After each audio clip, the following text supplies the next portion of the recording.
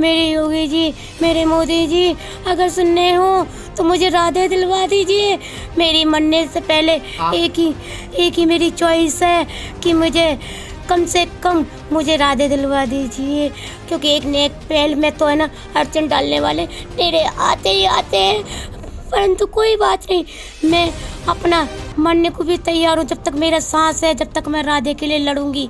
नहीं, मैंने कोई गलत काम नहीं किया, मैंने एक इंसानियत के नाते काम किया। भगवान जानता है मुझे, भगवान मेरे साथ होगा, और जो मेरे साथ अन्याय कर रहा है उसे भी भगवान देखेगा, और मेरे साथ भी भगवान है।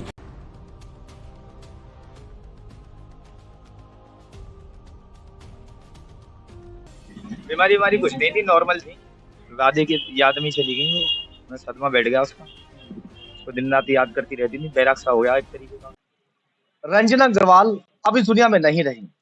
ये वही रंजना अग्रवाल हैं जो राधे बच्चे के लिए बड़ी जद्दोजहद की, बहुत लड़ी, अधिकारियों से भिड़ गई थी कि उस बच्चे को, जिस बच्चे को लेकर वो महाराष्ट्र से लेकर आए थे, दोनों मियाँ बीवी वहां से लेकर आए थे, आज वो इस दुनिया में नहीं है।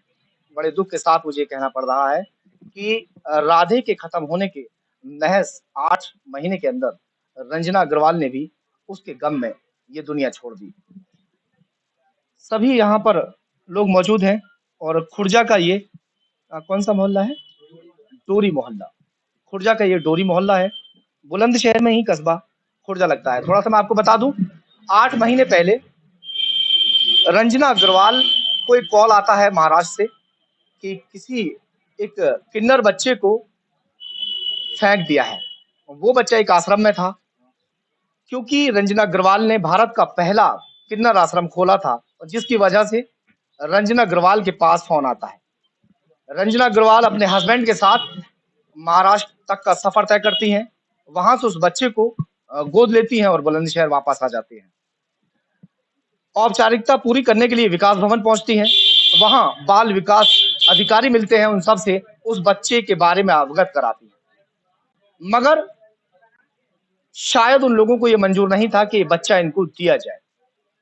उस बच्चे के लिए वो लोगों ने ये कहना शुरू कर दिया कि आपने जो फॉर्मेलिटीज हैं, जो कागजी कार्रवाई है, वो पूरी नहीं की। 2 से कितने दिन बच्चा रहा था रंजना के पास में?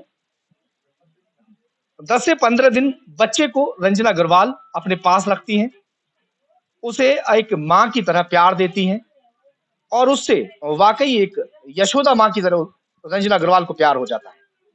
अब 10 से 15 दिन के बाद बाल विकास कल्याण अधिकारी, 6 से 7 अधिकारी होते हैं, वो सब एक सलाह होने के बाद में उस बच्चे को रंजना अग्रवाल को बहाने से बुलाते हैं और उस बच्चे को छीन लेते हैं। उस बच्चे को लेकर रंजना अग्रवाल ने बड़ी जद्दोजहद की, उनसे बड़ी मिन्नतें की, कई बार उनके हाथ और पैर जोड़े, मगर उन अधिकारियों का दिल नहीं पसीजा, और उस बच्चे को रंजना अग्रवाल से छीनकर वो दूसरे किसी आश्रम में भेज देते हैं, जहां उस बच्चे की मौत हो जाती है। जैसे ही रंजना अग्रवाल को यह पता लगता है कि बच्चे की मौत हो चुकी है, बच्चे की डेथ हो चुकी है, रंजना अग्रवाल सदमे में चली जाती है। और सदमा इस तरह का लगता है कि सिर्फ उन्हें एक ही बैराग था कि किसी तरह से उनको राधे वापस मिल जाए। सबसे बड़ी दुख की बात एक और ये थी, एक यशोदा माँ की तरह उस बच्चे को रंजना अग्रवाल ने पाला 10 से 15 दिन। उस बच्चे की आखिरी बार सूरत तक नहीं देख पाए। उस बच्चे की मौत की खबर मिलती है, उस बच्चे के शव को लेने के लिए डीएम के चक्कर लगाती है, एसएसपी के चक्कर लगाती है, सांसद से लेकर विधायक से लेकर मंत्री तक जो रंजना अग्रवाल को मान और सम्मान देते थे, वो रंजना अग्रवाल को उस बच्चे की सूरत तक नहीं दिखवा पाते। रंजना अग्रवाल गहरे सदमे में चली जाती है, और उसके बाद में हम खुर्जा पहुंचे थे एक बार, हमने बीमारी की वो खबर भी दिखाई थी, मगर शायद जो अधिकारी हैं वो आंखों पर पट्टी बांधे हुए हैं और कान पर उनके चू नहीं रेंगती। आज वो इस दुनिया में नहीं है। दुख इस बात का है कि जिसने किन्नर आश्रम खोला लोगों की मदद के लिए, वो हमेशा खड़ी रहती थी, वो चली गई। चलिए उनके हस्बैंड हैं, एक बार बात कर लेते हैं। अ, आपका सर नाम क्या है? गौरव अग्रवाल। मैं आपसे पूछना चाहूँगा, कैसे खत्म हुई? क्या बीमारी हुई? बीमारी वारी कुछ नहीं थी, नॉर्मल थी। राधे की याद में चली गई वो। मैं सदमा बैठ गया उसका। उसको दिन रात याद करती रहती थी, बैराग सा हो गया एक तरीके का। हमने भी बहुत समझाया था, हम लोग आए थे यहाँ पर, हम समझा बुझा कर गए थे कि देखो बहन जो होना था वो हो गया, आप क्या कर सकते हैं। हम भी बहुत लड़े थे अधिकारियों से, तो समझा नहीं हम। खूब समझाया, मानती नहीं, उसकी याद आती रही। उठ के क्या खड़ी कहते थे? रात रात को उठ के खड़ी हो जा गई, उसकी याद आती रही उसे कि राधे कहाँ है, राधे को लिया। बहुत से लोगों को एक ड्रामा लग रहा था कि रंजना अग्रवाल एक ड्रामा कर रही है। हाँ, वो बीमार नहीं है, वो बीमारी का ड्रामा कर रही है, झूठ-मूठ में बीमार होकर घर में पड़ी हुई है। मगर इंसान जब खत्म हो जाता है, उसके बाद में भी अभी भी जो लोग सोच रहे हो कि भाई रंजना अग्रवाल जो है वो एक ड्रामा रच रही थी, तो वो मर चुकी है। वो ड्रामा उसके साथ खत्म हो गया और महज़ 8 महीने के अंदर वो इस दुनिया को अलविदा कह गई। 8 महीने पहले राधे जो बच्चा था, उस जैसे ही वो बच्चा बिछड़ने के बाद उसकी आँख का आँसू नहीं टूटा था। मगर जैसे ही उसकी मौत की खबर मिली, मौत की खबर मिलते ही वो गहरे सदमे में चली गई और अब वो इस दुनिया में नहीं है। खैर, सब कुछ ऐसे ही चलता रहेगा। अधिकारी जो भ्रष्ट बैठे हुए हैं, वो अधिकारी भी बैठे रहेंगे, मगर ऐसे लोगों की दुआ और बद्दुआ कभी ज़ाया नहीं जाती। 2-2 ज़िंदगियाँ उन सिर्फ़ अधिकारियों की वजह से, जिन्होंने ये ज़िद की थी कि ये बच्चा हम रंजना अग्रवाल को नहीं देंगे किसी भी कीमत पर, क्योंकि उनकी मूँछों का सवाल था। सिर्फ़ अपनी मूँछों के खातिर सारे अधिकारी एकजुट हो गए और जिसकी वजह से वो बच्चा पहले छीना, पहले उस बच्चे की हत्या उन लोगों ने की और आज ये दूसरी हत्या भी सिर्फ़ उन अधिकारियों की वजह से हुई है, जो रंजना अग्रवाल नहीं रहीं। मुझे बेहद दुःख है। वो एक बच्चे के लिए इस दुनिया से चली गई। और भी तो बच्चे हैं हाँ, 2 लड़की है। आपको? हाँ। छोटे हैं ना बच्चे तो? हाँ, एक 17 साल का, एक 15 साल का है। एक 15 साल का है, एक 17। हाँ।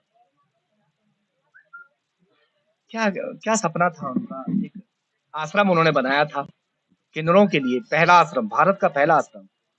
क्या सपना लेकर? ऐसे बच्चों को पढ़ाना लिखाना चाहती थी, आगे बढ़ाना चाहती थी ऐसे बच्चों को। इसी पर्पज़ से वो आश्रम बनाना चाह रही हैं। इस दुनिया में अच्छा काम करना भी गुनाह है और इतना बड़ा गुनाह है कि उसे अपनी ज़िंदगी से हाथ धोना पड़ता है। सिर्फ़ और सिर्फ़ झूठ की जीत हो रही है। ये झूठ की जीत है कि 2-2 ज़िंदगियाँ ली गई और उन अधिकारियों का बाल तक बाका नहीं हुआ और आगे भी कोई भी अधिकारी इस तरह की कोई जाँच नहीं बैठाएगा कि हुआ क्यों? क्योंकि इतने प्लान के तहत ये सब कुछ हुआ कि इसमें कुछ किसी का बिगड़ेगा भी नहीं। बिगड़ा किसका है? इनका। इनकी पत्नी चली गई, इनके जो बच्चे हैं वो बिना माँ के हो गए। अभी छोटे ही हैं, ज़्यादा उम्र नहीं है, 17 साल और 15 साल। और जो सपना उसने देखा था कि किन्नर आश्रम बनाएँगे, उसमें किन्नरों को रखेंगे, जो मदद करना चाहती थी, रात को कहीं सोने की सुविधा ना हो तो सोने की सुविधा वहाँ पे दी जाए और भी बहुत कुछ उसने सोचा होगा। वो सब सपना अधूरा रह गया। कुछ उनके लिए करेंगे आप बाद में? अब देखो आगे क्या होता है। बिल्कुल। वो वाक़ई हिम्मत वाली महिला थी। चलिए मैं आपसे ज़्यादा बात नहीं करूँगा। वाक़ई हिम्मत वाली थी रंजना अग्रवाल। दुबला-पतला शरीर था, मगर हिम्मत बेइंतहा थी और उस हिम्मत को लेकर वो सभी अधिकारियों से वहाँ भिड़ गई। सबसे पहले उसने उनसे रोकर मिन्नत की थी, गिड़गिड़ाई थी उनके सामने कि किसी सूरत से उस बच्चे को वापस कर दें। उसने ये भी कहा था कि उस बच्चे को लेकर जो भी फ़ॉर्मेलिटी पूरी करनी है, वो सारी फ़ॉर्मेलिटी वो पूरी कर देंगी, मगर उस बच्चे को वापस दे दीजिए। मगर मूँछों का सवाल था और उसी मूँछों के वजह से वो ज़िंदगियाँ खत्म हो गई। रंजना अग्रवाल के घर की ओर भी चलते हैं। ये रंजना अग्रवाल का घर है।